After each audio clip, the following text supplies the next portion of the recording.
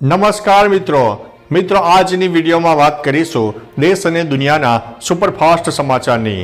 સૌપ્રથમ વાત કરીએ તો મધ્યપ્રદેશ બાદ હવે રાજસ્થાનનો વારો। છત્તીસગઢ અને મધ્યપ્રદેશમાં મુખ્યમંત્રીની જાહેરાત થઈ ગઈ છે। આ બાદ હવે લોકોની નજર રાજસ્થાન પર છે। અહીંના લોકોના હૃદયના ધબકારા પણ વધી ગયા છે, કારણ કે ભાજપ રાજસ્થાનમાં પણ નવા પ્રયોગો કરી શકે છે। છત્તીસગઢ અને મધ્યપ્રદેશમાં જે રીતે ચોંકાવનારા નામો સામે આવ્યા છે, આ નામોની કોઈએ અપેક્ષા નહોતી। રાજસ્થાનમાં પણ આવું જ કંઈક થઈ શકે છે।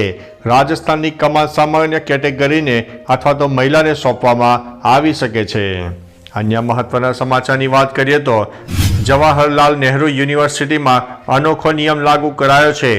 અવારનવાર વિવાદમાં આવતી દિલ્હીની જવાહર નહેરુ યુનિવર્સિટીમાં નવો નિયમ લાગુ કરાયો છે।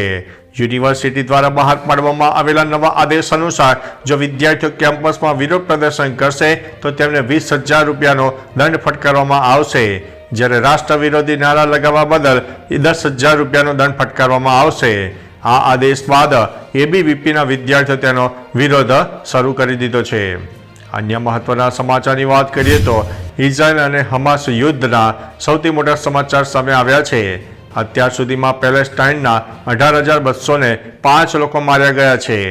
ઇઝરાયલ અને હમાસ વચ્ચે 7 ઓક્ટોબરથી શરૂ થયેલા યુદ્ધમાં અત્યાર સુધીમાં પેલેસ્ટાઇનના 18,205 લોકો માર્યા ગયા છે। ગાઝાના સ્વાસ્થ્ય મંત્રાલયના હાલ આંકડા મુજબ અત્યાર સુધીમાં 49,000થી વધુ લોકો ઘાયલ થયા છે।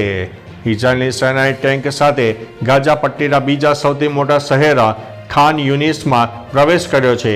અહીં ઇઝરાયલના સૈનિકો હમાસના આતંકીઓ સામે ગ્રાઉન્ડ ઓપરેશન ચલાવી રહ્યા છે।